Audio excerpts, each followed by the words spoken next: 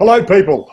Simon Madden here again, and Simon Says, and we are very fortunate enough to have one of the great Australian, I know the word soccer is not very good for the international game, but one of the great footballers or the world game players of Australia, a great Socceroo, great Australian. Look, I won't go, we'll talk about what the things he's done over the time during the conversation. But Paul Wade, welcome to Simon Says. Thank you, Simon. It's an absolute pleasure to chat to you. Now, I've got to tell you, just for starters, I've got the bland office in the background. The selection of flags, yeah, the golden tie. You are the spiffiest looking interviewer. Yeah, you know what? With a head like this, the more you look at them and that, the more pressure it takes off me. Oh. No, you know what? I found them. A guy was giving up his business and he said, "Do you want these flags?" I thought, that is perfect, because I run football clinics with kids. They want to take ownership of a country. Bingo, they've got a flag to prove it. So it works well, whether it's inside or outside. That's fantastic, mate. So you actually would take the flags along with the kids and they get to wave them and become that country for that footy clinic. Yeah, absolutely. You know, we're always saying that, kids are not motivated. Well, give them a reason. Yeah. You know, if I split 50 kids up into, 4 teams and they play off against each other, and as soon as you start making it, Brazil got beat by Argentina 4-0, you're kidding me. All of a sudden, you've got a competition. You've got to put a lid on it, because if the elbows start swinging and they're only under nines, you're in a lot of trouble. But isn't it amazing? It is amazing, under nines, whether it's football, basketball, the world game, rugby. It's interesting. They say to the young kids, we won't score. But isn't it amazing how much they still know what the score is at the end? We know who won, who kicked the goals, how much we won by. It's fascinating, isn't it? Oh, absolutely. Oh, no. They got to learn to win and lose. You got beat. You're an absolute. As a coach, it's the way you tell them that they lost. Yes. You know what I mean? You could say it in an aggressive way, you're a loser and all that. Or you can be animated and I can't believe you got beat. Do you know what I mean? It's just go down to their level and make it exciting. I've always been a big one on you. You give somebody a backhander and give them a compliment at the same time. If they do something wrong, you say, "Come on, Paul, you're better than that." Yeah. And they say, "Yeah, I did wrong, but yeah, you're right, I'm better than that." So you're actually having to go on and giving a pat on the back at the same time. So I like your thinking. Yeah. Now, Paul, I want to take you back. There's so much I want to discuss with you, but let's go right back, because you are an Australian citizen. You're Australian, but you were actually born in Cheshire, in England. Is that correct? No, I was. Yeah, I came out here when I was 11. But I think, you know what, Simon? I think that's where my love of football came from. Because I moved to St Helens, which is a big rugby league town. Yes. And I lived in the only street they played football. And if you didn't play football, you had no mates. So, and you played anywhere. I'm sure you remember back in the day. I did. I grew up in Hallam when I came out here. And we used to play kick to kick on the road. And if there was a car coming, we'd say car and we'd all move off. The car would go past and then we'd be back on the road again. And that's what it was like in England playing football, just like it is playing kick to kick here in Melbourne. You're bringing back memories. We did that. I grew up in Airport West and the same thing. Had a lot of kids in the street, kick to kick. And I always remember one day we only had one football and it rolled out and somebody said car, or it must probably a truck, and it ran over the football. And we didn't have one. We had to go and find one. We didn't have another one close by. It was very devastating for about an hour, I think. That's great. And then what brought your parents out and brought you out? Was it just like immigration for work or a new life? Correct. Yeah. Yep. 10-pound poms, Simon. Oh wow, fantastic. Yeah, right. When we got here, I think the first day back in October '73, the first day was probably about 19 degrees. But when you've just come from the north of England, it is so hot. Yeah. I was very lucky. When I think about what I might have been doing in England now compared with what I am today, I'm thinking, thank goodness my old man, who was an electrical engineer, decided that he'd go and work for Pilkington's ACI Glass down there in Dandenong. And wow, thank goodness, Simon. Thank goodness. So in Australia, who were you, like as a kid, who were you playing football for back then? How did you get involved here, like into the organised game rather than the kick in the street? Yeah. Oh, I didn't want to play when I first got here. Yeah, it's quite surprising, right? Because this place, Dandenong, was so exciting to me. There were coloured birds flying Yes. around in the air, no cages, huntsmen that big. As an 11-year-old, this is exciting. It was my mum that said, right, you're going to play football. So she dragged me down. I mean, I might have played anyway, Yes. but when I think about it, it was her saying, you, down there, start playing football. And once I got there, I was fine. But there was a lot of months where I was more than happy to take in all this exciting new country. And what club was that you started with back then? Dandenong City. Dandenong City City under 12s. Under 12s, fantastic. And yeah. so to go through that, obviously, we'll talk about the top end of the career, but when did you start the show, or when did you feel, and when did you show that you actually had ability that people are going to start noticing you? That happened you know take what? a while. Look, it wasn't. I wasn't fussed at the start. I never played for Victoria. I never went to the Institute of Sport. The first time anyone ever thought, you're good enough to represent anyone was when I was 23, and that was to play for the national team. But you know what, Simon? It didn't worry me. For me, back then, the most important thing in my life was that training session and that game. Yeah. Do you know? And we're so caught up in, if you're not in the AFL draft, you're not going to make it. Well, thank goodness it wasn't then, because 23 years of age, I didn't play overseas. I had a dream of playing for Liverpool, but I knew I wasn't going to get there. So just enjoy every game. And I'm glad I was born when I was, because if I was born today, Simon, I wouldn't make it. I was as slow as a wet week.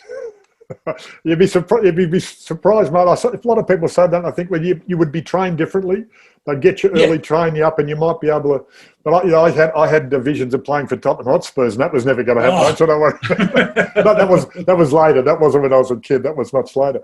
So you said 23 is when you start playing like serious level footy. And I was really interested you say that you just worried about, because in sport, the good thing is you just worry about now. If you worry about the next bit, and so you probably reversed in just playing now, which probably helped you. But when you start playing high-level sports, what goes through your mind then? Do you think, like this, or what's next, or are you still just in the moment? No, as soon as that whistle goes, you're right there in the moment. But I don't know about you. Did you have a job when you were playing? Well, no, we did it but I started young. I was unusual. I started 16, so I was at school. But when I finished, it was still the era of semi-professional sport. So I was a teacher during the day, and then training after hours and playing on the weekend. And then that changed, and later on I got into business after that. But it was those era. So I started 70. I was a little bit older than you, mate. You haven't hit. I'm over 60. You haven't hit the dark side yet, mate. You won't understand. But not long to go now. No, it was a case of... Well, you're right. We had a job to go to on Monday. So if we travelled to Adelaide or Brisbane and we got beat, well, we had to be back at 11 on the last flight back to Melbourne, because at 7 o'clock the next morning, I was a draftsman again. Yeah. And when I was starting to play for the national team after I was 23, I would ask the boss, and this is what I still can't believe, we'd ask the boss on Thursday if we could have Friday off because we were playing Brazil on Sunday. And so... I hope you had good bosses, because if you were playing Brazil, I'd be saying, can I come and watch, Yes, exactly. 2 free tickets, boss, exactly, there you go. Yeah, so, again, lucky. The money would have been great, but I think we have so many positives back in the day because we had that distraction. I commentate for the ABC radio on a number of levels, and if a kid gets dropped, his whole world comes crashing down. If you're a senior player and you get the flick, you might have to go to another town or to drag your family to another country. Yes. And that's exciting. It sounds exciting, but there's a lot of sacrifice there. Yes. My sacrifice was giving up my weekend and 3 nights a week to play football.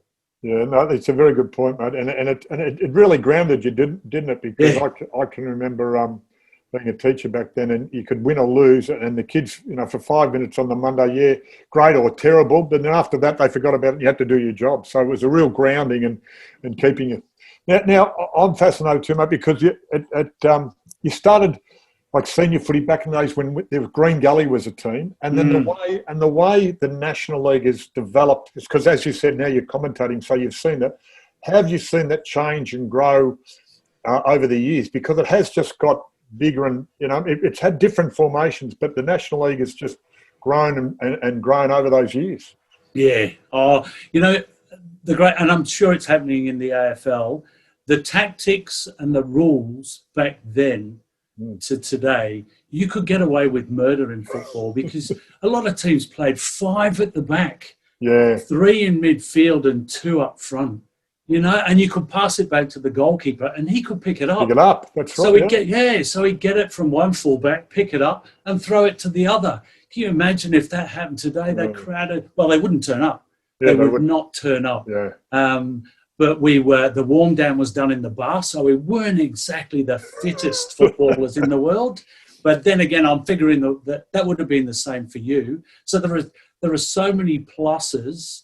I think they're restricted in a way that they're part of a formula today. So when that happens, and there's none of that.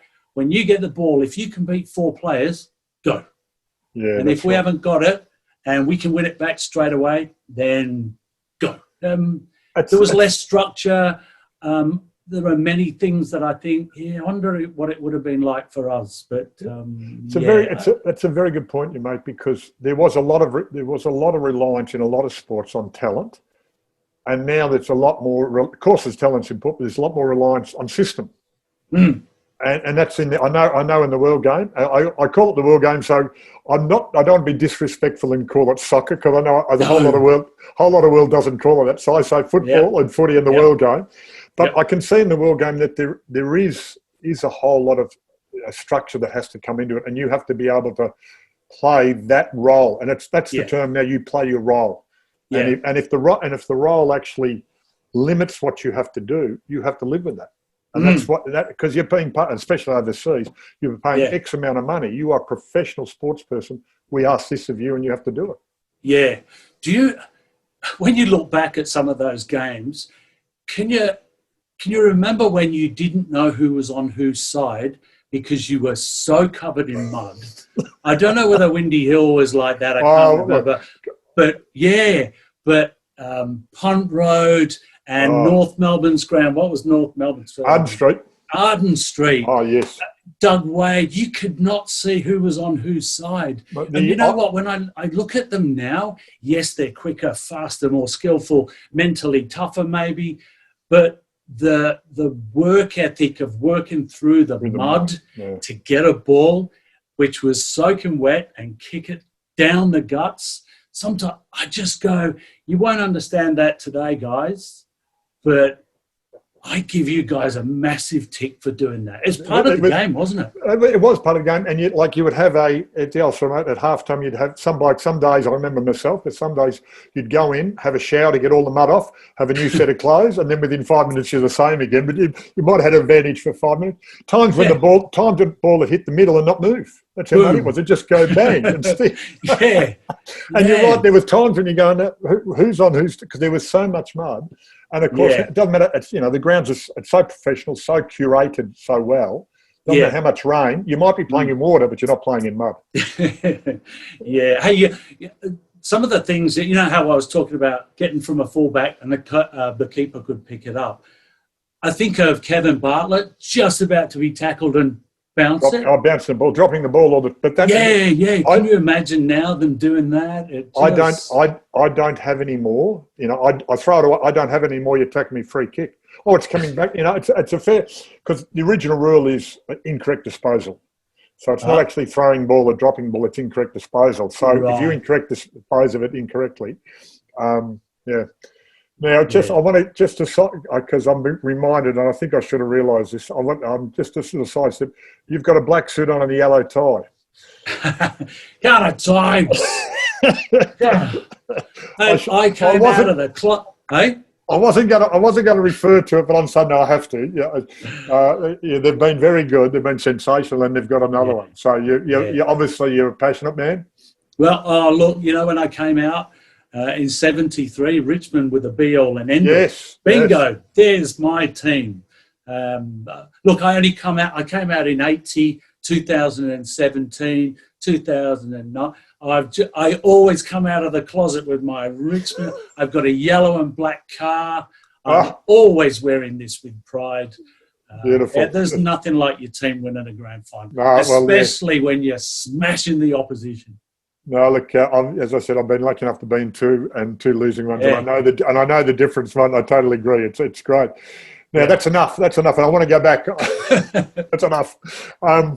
So now, interesting, because you went Green Gully, Brunswick, Juventus, like that was a whole change of teams. Then South Melbourne, Heidelberg. Then you went up to Canberra. You went to the Canberra Cosmos. That, like, for someone who was local, and you said you did. And I want to talk about internationally, because I want to talk about. It's always interesting to see how people get to the national team and national sport. So you've gone through you go through the National League, but to play in the national team. So that was just a change of career or an opportunity, or why Canberra? Because I got kicked out of South Melbourne Hellas. Because they were Hellas and Croatia. Yes, and it was all mixed up. It was all mixed up at that stage, Yeah. So Frank Arrock, who was the national team coach, and he was just about to drop me when he lost the job. Isn't it amazing how your career goes? And you had nothing to do with that.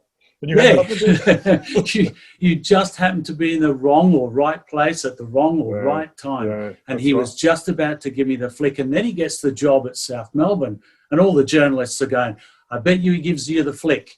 And I thought, no, it's on a different level. It's clubland. Boom. Get out. Yeah. I'll never forget because he said, that's right. I was coming on as a substitute and I thought I was doing well and I was scoring goals. So at one training session, I said to him, look, Frank, I'm not playing. I'm sitting on the bench. Am I going to get a game? And he said, you'll only get a game if Mickey Peterson or Paul Trimboli get injured. And it was that moment I thought, well, I'm still captain of the national team. I can't afford to be sitting on the bench for my club. I said, well, you give me no option then. He goes, well, the choice is yours. Yeah. And my heart stopped to realise that after 9 years at a club, it was over just like that. Like that, isn't it? Yeah. No fanfare, just me and him at a training session on our own. And he put me in a position where I had that's how I got to Canberra. Yeah. Because, that's interesting, mate, because players want to know, players don't want to be unsure. Either if he says yes or no. If he says, I don't want you, you go, all right, I'll go. But if it's you're not sure. Yeah. So was that a good experience? Like going up there, was that a good experience? No. No. Honestly, I love honesty. That's good. No, when I say no, it was good for the transition from Melbourne, high-ranked club to finishing all together because Canberra Cosmos was a new club. Yes. I was put there because I was a Socceroo captain at the time and it brought a little bit of profile. It gave me a great responsibility knowing that, it wasn't based all around me, but I had a responsibility to sell the club to the community. Yeah. And with that comes that, I don't know about when you were playing, but there was a heck of a difference between trying hard and being desperate. And I think that's why I played for so long, because I was always desperate to get the ball back. Not fearful, just that is my ball. So in the first year, I scored 11 goals. I hadn't scored 11 goals in the 12 seasons before that. Yes. But again, it was that ownership, and I had to. So in a way, it was good. It just gave me that last little kick until I finished. Yeah. And I was having to do a lot of media, and Channel 7 just about took on the rights to the National Soccer League. Yes. And the easy transition is to go, well, I can do some TV if you like. And so from there, I went to Sydney and I retired. So my career sort of came down. Even though it was hard to get the flick from South Melbourne, it sort of was a nice gradual, see you later, you're out of here. Good point. And can I just add one more story? Yeah, please. The last game I played for the Socceroos was in Canberra against Tahiti in the Oceania Nations Cup. And I'll never forget this. But it's very emotional when you come off for the very last time. And Raul Blanco was the coach. And he said to me, because I told him I was going to retire. he said, right, with 20 minutes to go, I'll give you a signal, but I want you to go all the way to the other side of the ground. And when your number comes up, you take as long as you like walking off. And that's great, isn't it? How thoughtful is that? That's great. Yeah. It just gave everyone a chance to say, thank you. Oh, I was in tears. I was a complete mess. But when I think about it now, I wonder how many other people actually think rather than just go, bang, you're not good enough, get out. Yeah, it's interesting. It's a very interesting point, mate, because it's I could spend we could spend an hour on that, just on that, about how that empathy and understanding is really, really important in high level performance. So that's high level performance. So and I've spent a lot of time on that because I just want people, listeners and viewers to understand your grounding. But then, of course, a couple of games with Australia B get you there, and then a 84 game career with Australia, captain of Socceroos. How was that? The first game I played for the Socceroos? Well, how did that? Yeah, tell us about that career from the first game and how you felt. Right through. Give us anything you like on that. Yeah. Well, I had no experience of playing semi-professionally. I always had a job, and all of a sudden there was this opportunity to go away for 4 weeks with the national team. Yeah. But I was just part of a group of players, 25 players, something like that. And I'd never played before, so sitting on the bench was really exciting to me. Do you know what I mean? Yeah, yes. It was exciting. And then I think Ken Murphy got injured in the middle of the park, which is where I played. And Frank Arrow, I could see him because I knew that's where he played. And I'm looking at him, and he's looking down the line and going, oh, shit. All right, Wade, get warmed up. Whoa. So I had no chance to panic. Yeah. It was like, where's my boots, my shin pads? Right, when I get on, what am I going to do? I've never been here before. These Czech Republic or Czechoslovakian players were as tall as you, but they were that wide. They were massive in my mind. Do you know what I mean? So I totally agree, mate. Totally agree. And I passed my first ball to somebody who didn't move and gave it away. And he's standing there, the guy I was supposed to pass it to, he's going, yeah. So I'm like, whoa, welcome to the real world. The real world, to get on, and now I've given the first ball away. Oh, jeez. Yeah, and it's interesting, isn't it? That's very interesting, because time for, it's okay, mate, it's right. No, mate, you're out there, you're in this team, you go by the rules, and you'll get a bit of this as well. That's fantastic. Yeah.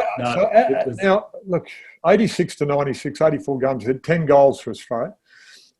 Some of the highlights of that, there must be moments where you're just related, and obviously there must be moments when you're desolate about it, wins and losses and opportunities lost and opportunities gained. Just some of that.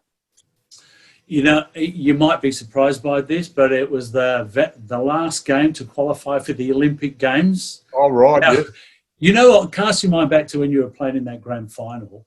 The night before you play it, sometimes, and maybe not the second one, but definitely the first one for me, was I hardly got any sleep because I didn't know what to expect. Yeah. If we lost, I think it was against the Solomon Islands. If we lost against the Solomon Islands, we weren't going to the Olympic Games. Yeah.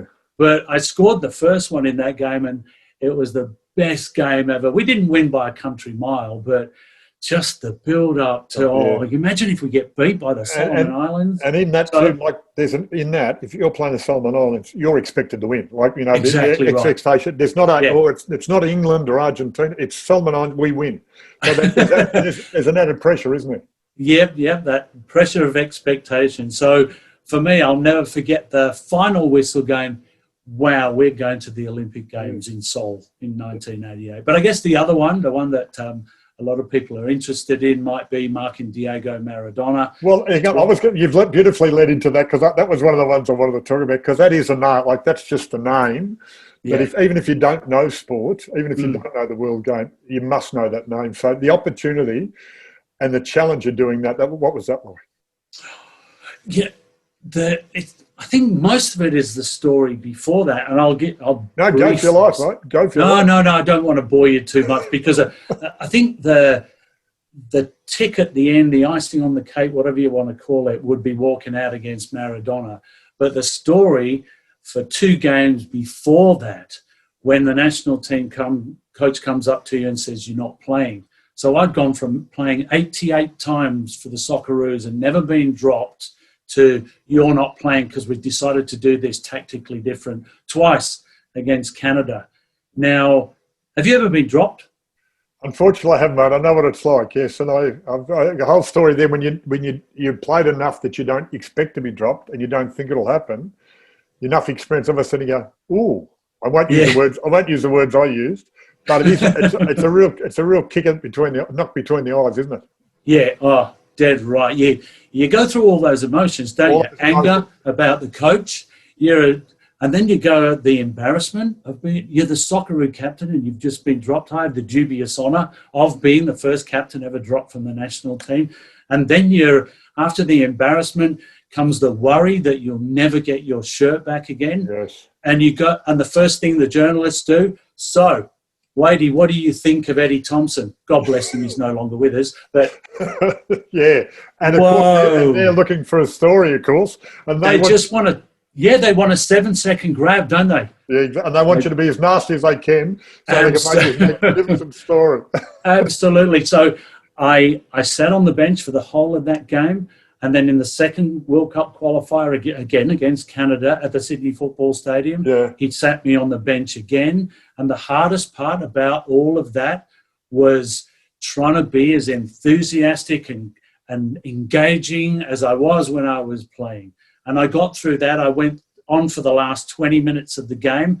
I was happy with my 20 minutes, right? It goes to a penalty shootout. We're all in the middle of the ground deciding who's going to take the first penalty. And Tomo said, who is going to? And I went, me. Simon, the walk between that halfway line and that penalty spot. Oh, magnificent. And it's about 10 miles, isn't it? It's about an hour and a half. Yeah. Again, I refer to you, but it's that everyone's focused on your kick of a football. You're the full forward. It's not that far out, but in your mind, you're thinking, geez, if I miss this. And the goals go like this. They do, don't they? The goalkeeper gets this big. That's it. And so I'm playing against Maradona was the little cherry on the top of the cake. It was that whole process of being told you're not good enough and coming back and still being positive, and a moment of leadership. You take the first penalty. Yeah. That was the moment I look back on and go, wow. But that's great, because I love to talk about overcoming obstacles. And therein is a great story, because you could have just dropped your head. You could have got yourself in trouble by abusing the coach in the media when they wanted it, but you held your ground, and then But interesting, you took that step. I know, look, you had been captain, so I understand you got the leadership quality, but they're able to go, well, I sat on the bench, but I'm on, done all right with 20, and I'm going to take this kick. You've got to have confidence in your own ability too, don't you? Yeah. Well, I don't know whether it was just reflex or the determination to shove it down the back of the throat of the people who said I wasn't good enough, and you're just in the moment, you know. There's many things that we've all done. We go, wow, did I really do that? I don't know whether I'd do it today, but right then is the moment. Maybe there was a couple of seconds where nobody said anything. But maybe that's it, because if somebody had been quicker, maybe somebody else did. But as soon as that hesitation, you went bang, I'm in. Yeah, that's it. Straight away. Fantastic. Yeah. And then, well, that's a great lead up, because then you play and mark Maradona. Yeah. And what was that like? Yeah, in the very next game. So after I got my shirt back against and scoring that goal against Canada, the next game was against Argentina. Now, if Maradona had played up front, then Mehmed Durakovic, who also played for South Melbourne Hellas, he was going to do the marking job. But because he played in midfield, that was my job. Now, 2 players got injured in the middle of the park and stayed in Europe. So, again, it's another moment where you go, if they were fully fit and available, they would have played. Yes. You just got to work hard to be in the right place at the right time. And standing next to him, he's only that big. He's only a little bloke, yeah. Yeah, you got the photo there. Have a look. He's not... Yeah, and I'm standing there, and he's standing there, and I'm going, wow, that's Diego Maradona, and gee, he's only small, and he looks really strong, and happy birthday. Because it was his birthday. Oh, it was his birthday, so happy birthday. So the look I got was, you are kidding me. Yeah. It was just, you know, again, you go, It was one of those moments. Just do it. And I was nervous, but because of the preparation leading up to it, again, Tomo said, have a look at his last 2 games that he played. So in my mind, I went from, that's Maradona, I'm never going to stop him, to, well, he's that big. He only uses his left foot. Yes. He's really strong and he doesn't move very far. So I carried those 4 things for the 2 weeks prior to the game. So when I went out there, I was nervous, but I wasn't afraid. And you weren't underprepared, were you? Absolutely. And I think there was no mindfulness back in the day. You know, you had 90 minutes of football, get out there and play. But I'm sure it was that just being prepared up here as well as down there and in there. Yeah.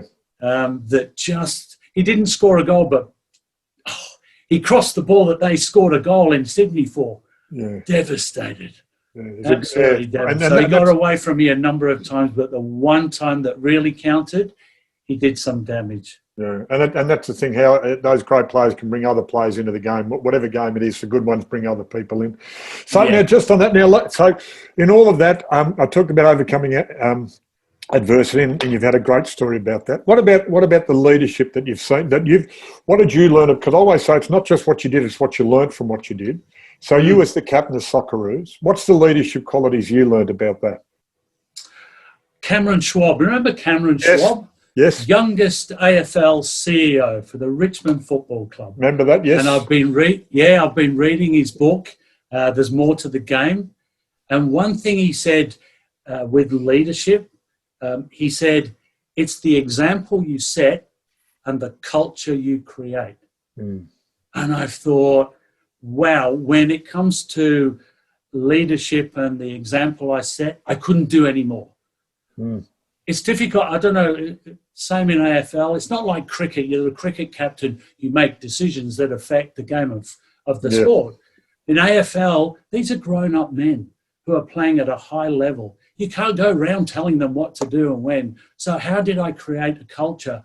I'm thinking, or did I even create a culture? Yeah. For me, it was, if I could set an example and a standard, then the culture creates itself in a way. But the only thing I might hang my hat on when it comes to creating that, I sat next to somebody different every breakfast, lunch and dinner. Because that way, because people love to talk about themselves. Listen to you and me, Simon. Hey? We do, don't we? We love to talk about it. Look, I won't say yes, but I'll say yes. That's it. And so if you're sitting next to somebody different every meal and listen to them, you break down that barrier of you play in Europe and I don't. You earn $100,000 a week and I don't. Wow. You break that down, you make it a more personal relationship. So, look, I was asked this the other day, were you a good captain? I don't know. I set an example and I tried to create a culture that reflected that. Right. So if Cameron Schwab is right, and I love it's the example you set and the culture you create. Nicely put, mate. Yeah, thanks, Cameron. Tick. I know Cameron. I haven't seen him for a while, so I'll tell him that you've made it. He's had an effect at least one place. That's great. Now, just on that, you're a great player for Australia, captain of the Socceroos, but you didn't go overseas and play like so many other players do. And did you have the opportunity? Did you think about the opportunity, or was there something that in your mind you just said that's not for me? Yeah, I'd heard so many when these players came back from Europe to play for the Socceroos, and I would listen to them. They would talk about how one guy went to Holland. He didn't know how to speak Dutch. Yes. It was freezing cold. Once he'd seen the town once, there's no point going out there again.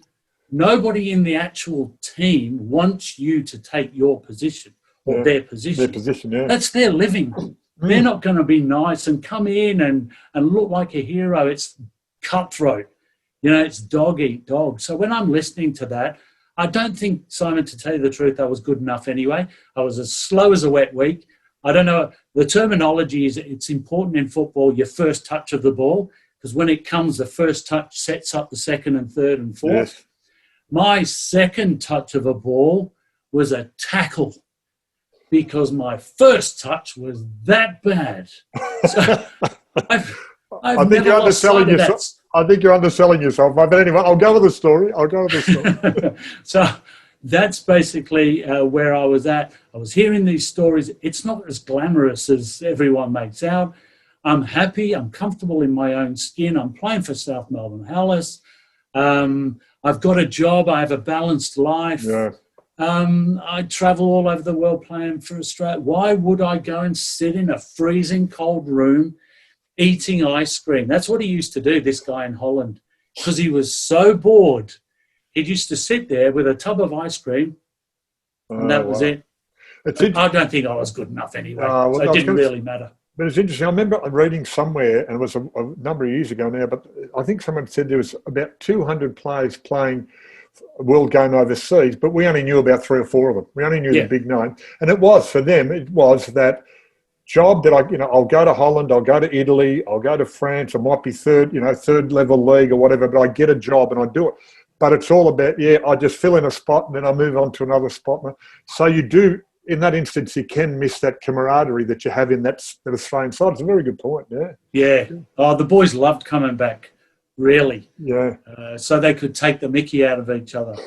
Oh, and you've got to do that. You have to do that.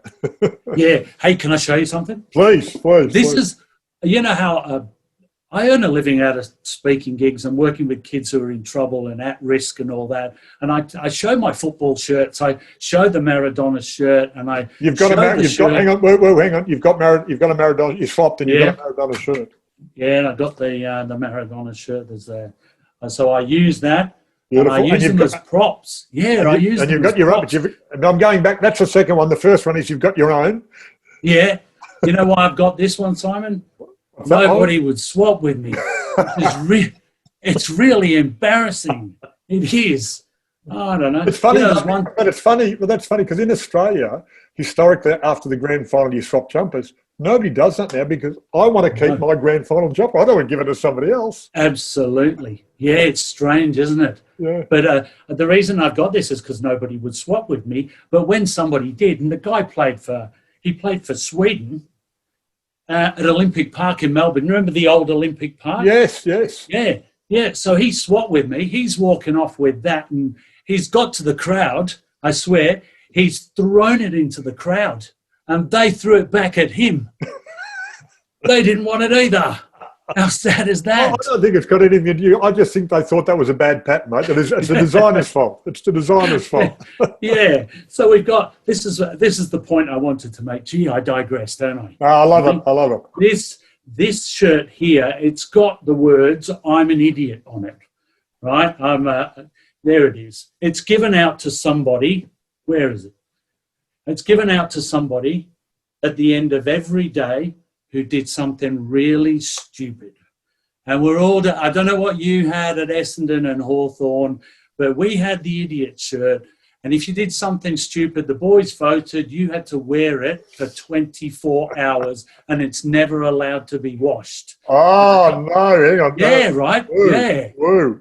This is how a couple of them got it. We had a quiz named 5 countries beginning with E. So everyone's going Ecuador and Estonia and Egypt. One of the players said Istanbul. He hasn't yet. He hasn't had a good look at a map. Yeah, and keep it. This is how I got it. I got it playing against the USA at the Citrus Bowl in Miami, and we beat them 1-0. So that was back in the day when we were all out for a refreshing ale. Yes, of course. So it was late at night. And we were just about to go out. I'm in the first cab. I've got all the cab charges. And I look down. There's still $10.45 on the meter. So I said that to the cab driver. Can you turn it off? One of the boys in the back of the cab has looked over the front seat and gone, Wadey, that's the digital clock, you idiot. The meter's on the other side. I wore that shirt for the whole tour of America and South America. Oh, magnificent. Yeah. You must have had something like that, right? Oh, I'm trying to think of different things. There were so many things that happened. It wasn't just we did have the shirt, but Oh, you had like somebody put a flare in somebody's locker at one stage, and it just went right through the whole rooms. And oh, look, I better not go into some of the things that happened. Yeah. By today's now, look, standards. mate, I'd love to keep going, but we have a time. We actually do have a time limit on this. I always ask if someone was going into the game now, what's one piece of information, a little point of help that you'd give them? Wow. Is there one, or is there more than one? Yeah. I guess when I talk to littlies and parents, I say they're going to make it because they want to, not because you want them to, Yes. not because you're driving them hard, not because you. If they're not playing the game, they're not going to make it. Make football enjoyable. Make them dream, whatever it might be. And the first thing you do on game day, shut up and let them play. You had Tuesday, Thursday, before the game, halftime, after, shut up and let them play. Yeah. Let them have their moment of sheer freedom where they can do whatever they like. That's a very good point, mate, because it's really interesting. There's a whole change of junior sport. A long time ago, the kids would go and play sport and the parents wouldn't go. They were too busy doing something else. And now, you do like to encourage your kids, and there's a lot of parents who go and are quiet. There's still parents who live their life through their kids, and the kids lose enjoyment. And if you don't enjoy sport, how can you play it? Yeah, absolutely. And did you have a hero growing up? Mine was a guy who played for Liverpool. I want to be him. I was never going to do it, but I just wanted to be him, and I would admire everything he did. Did you have one of that? Oh, no, I had a few. I actually, my dad was a Madge Long supporter, so I was brought up with Polly Farmer and Billy Goggin and Billy Ryan, the best mark. And so my father was just, Polly Farmer was his idol as far as ruckman, because of course my dad was tall and loved the ruckman. But then I started to become a local boy in Essendon, started becoming an Essendon supporter. And I always remember Peter Daniels, and he's not a big name, but I can remember as a 13-year-old watching him play, and he went up for a mark in the goal score right in front of the goals. And the ball was coming, and he could have marked it, and he actually realised he was close to goals and leant out of the way and let the ball go through. I can remember, how good is that? Yeah. And then I ended up in my first season actually playing with him. And I have a great story about him trying to tell me how to kick my first goal, and I told him to shut up and get out of the way. But, but yeah, like you look at those things, and had a friend who kept saying, take marks like Royce Hart. And I said, well, that would be good if you could take marks. Oh, now we're talking. Yeah, so that era was great. But look, Paul, look, I have to bring this to we have a time limit on this because we could go, but I have to bring this to an end. Look, Paul, all right, can I tell a dad joke before I go? Oh, please, love dad joke. Please. I need a dad joke for my kids who are all grown up. But tell me one. All right. Somebody complimented me on my parking the other day. They put a little note on my windscreen. It said, parking, fine. Boom. Good, I like that one. I'm going to use it. Right, it's all yours. Paul Wade, look, thank you very much for your time. It has gone very quickly. And I always say this, not only were you a great sports person, but you're a great person. You're doing a lot of good work. If there's any way we can help you, promote anything for you, please make sure you give us a ring, a call, or an email, because I know you're doing good things with the youth, etc. So good luck for the future, mate. Great career. Thank you very much for your time, and all the best. It's a pleasure, Simon. Keep up the good work. See ya. See ya.